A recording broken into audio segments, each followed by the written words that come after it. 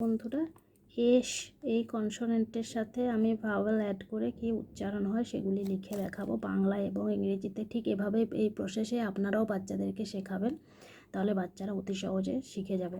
S A সে, S E সি, অন্ত্যেশ্বয়ে হর্ষ ইকারে সি।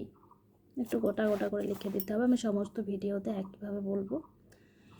এস ই কিন্তু সি হয় এবং এস ই কিন্তু একদিকে সেও হয়, দুটোই হয়,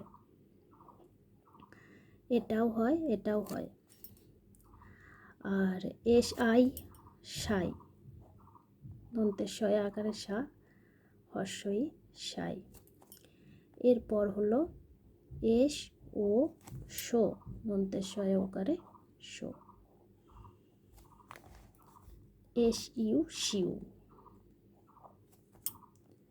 দন্তেশ্বয় হর্ষ ইকারে শি, হর্ষৌ শিউ। এস আই সাই, দন্তেশ্বয় আকারে সা, হর্ষই সাই। যদি ভিডিওটি ভালো লাগে অবশ্যই একটা লাইক করবেন।